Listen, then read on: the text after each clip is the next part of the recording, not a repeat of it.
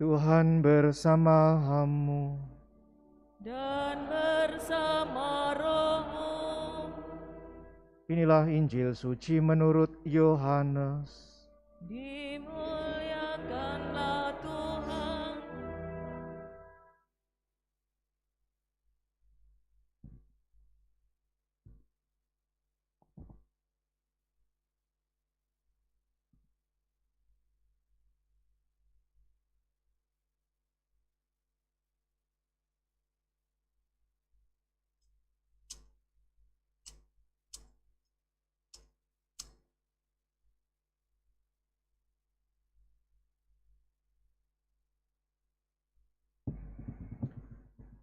Pada perjamuan malam terakhir, Yesus berkata kepada murid-muridnya,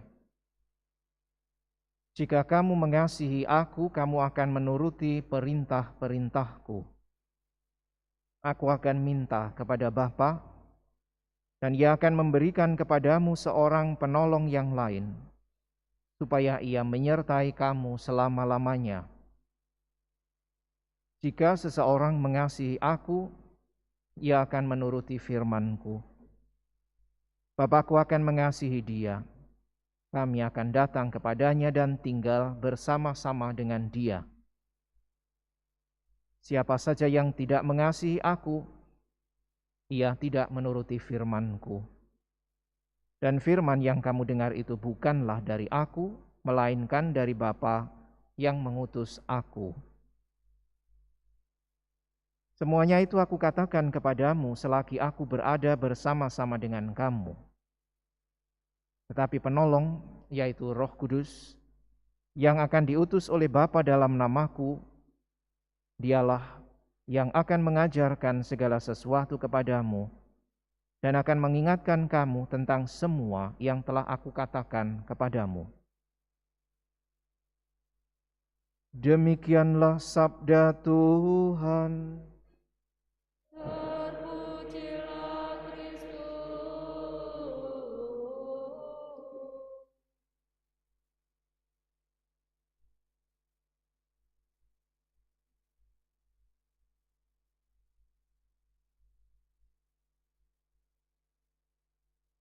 Saudara sekalian yang terkasih, dalam kesempatan Hari Raya Pentakosta, kita diingatkan bahwa penyertaan Tuhan itu senantiasa ada. Dan bahkan sekarang semua dan setiap orang dapat saling mendengar dan memahami satu sama lain menurut bahasa masing-masing, juga di dalam pewartaan tentang kabar gembira. Pewartaan kabar gembira Yesus Kristus dengan kehadiran Roh Kudus menjadi semakin nyata bahwa itu semua ditujukan kepada semua orang, semua bangsa tanpa perbedaan. Maka saudara sekalian yang terkasih, 3 hal bisa kita renungkan dari bacaan-bacaan yang kita dengarkan hari ini. Yang pertama, kalau Yesus naik ke surga tidak berarti ia meninggalkan murid-muridnya. Ia justru memenuhi janjinya dengan menghadirkan Roh-Nya sendiri. Kalau dahulu secara badaniah ia hanya dikenal di Palestina, tetapi di dalam Roh-Nya sekarang Yesus hadir secara spiritual, secara rohani bagi siapa saja tanpa terbatas ruang dan waktu. Maka dengan cara inilah Roh Allah, Roh Yesus sendiri senantiasa dapat melaksanakan karya penyelamatan dimanapun secara universal tanpa batas. Setiap orang disapa, setiap pengikutnya disertainya dengan masing-masing bahasa, suku, dan apapun yang menjadi latar belakang, bahkan latar belakang yang membedakannya. Siapapun yang menerima tawaran Tuhan, membuka hati dan percaya, akan diselamatkan. Yang kedua, saudara sekalian, di dalam bacaan kepada surat kepada jemaat di Roma, kita juga diingatkan bahwa kehidupan Kristiani adalah kehidupan yang didasarkan di dalam roh. Hidup menurut roh dan tidak menurut daging. Kalau kita hidup menurut daging, maka lalu hidup kita hanya akan digerakkan oleh keinginan hawa nafsu yang sifatnya sementara. Memperhatikan mungkin kepentingan diri sendiri. Karena itu yang bisa dicapai tidak lebih dari sekedar kepuasan diri selama hidup sekarang ini dan hanya sementara. Paulus mengajak kita untuk hidup menurut roh. Karena roh inilah yang memberi kekuatan, memberikan semangat, menjaga dan memperkuat diri bukan hanya sebagai manusia daging belaka, tetapi sebagai manusia rohani yang dapat hidup selamanya bersama dengan Tuhan. Maka dengan diperkuat oleh kehadiran roh, manusia, kita semua yang percaya kepada Allah, tidak akan lagi menjadi hamba atau budak keinginan dunia.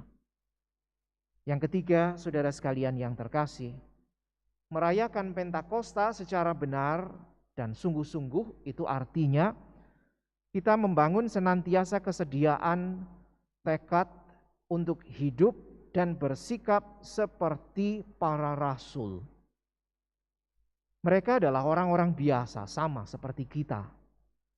Hidup sederhana. Bahkan bukan orang-orang yang misalnya mendapat pendidikan yang amat tinggi, terpelajar, apalagi kedudukan sosial. Bukan. Mereka adalah orang-orang biasa. Tetapi karena kekuatan Roh Kudus, mereka memiliki keberanian untuk meneruskan dan melaksanakan tugas pewartaan Yesus sebagai penyelamat kepada semua orang, bahkan sampai ke penjuru bumi. Dengan kekuatan Roh Kudus, kita masing-masing, setiap orang yang percaya, dimungkinkan juga untuk senantiasa hidup dan mengasihi Yesus, serta bersedia menjadi rasul-rasulnya, utusannya, pewartanya, masing-masing dari kita, menurut bahasa, pribadi, dan hidupnya sendiri.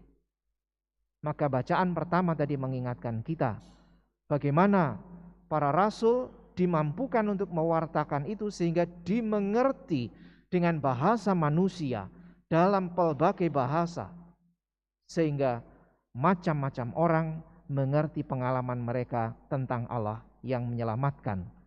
Semua orang akhirnya mengerti perbuatan-perbuatan besar yang dilakukan oleh Allah. Itu hanya mungkin kalau dilakukan di dalam bahasa manusia. Saudara sekalian yang terkasih, maka apa yang terjadi 20 abad, lebih dari 20 abad yang lalu di dalam peristiwa Pentakosta yang dialami oleh para rasul, di zaman kita kiranya juga senantiasa aktual.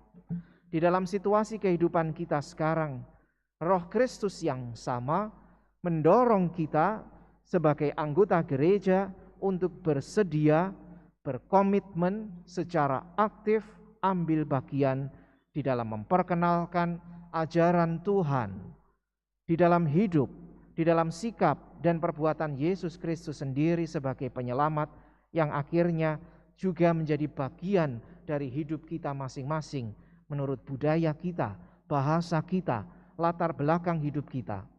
Semuanya menjadi mungkin karena kita mau percaya dan menjadi orang-orang Kristiani yang digerakkan oleh Roh Kristus sendiri. Maka mari saudara sekalian yang terkasih, kita mohon kepada Tuhan agar kita tidak hanya berpuas diri untuk hidup di dalam sikap, perilaku, perbuatan, atau mungkin juga kebiasaan-kebiasaan kedagingan kita.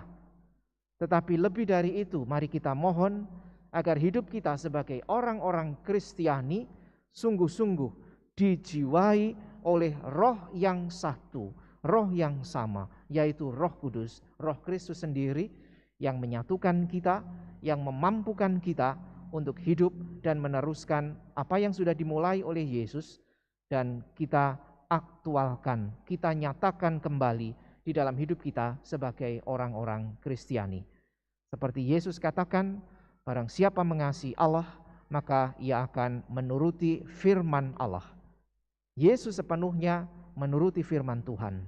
Kalau kita percaya dan mengasihi Yesus, maka dengan kata lain sebetulnya kita juga bersedia untuk melakukan firman Tuhan sebagai bentuk kasih kita kepada Tuhan. Roh Allah sudah dicurahkan, kita tidak kekurangan apapun, dan karena itu mari kita sambut kehadiran Roh Kudus. Kita nyatakan kehadirannya di dalam hidup kita menurut situasi hidup kita, sehingga sungguh Roh itulah yang menggerakkan hidup kita dan bukan keinginan-keinginan daging kita.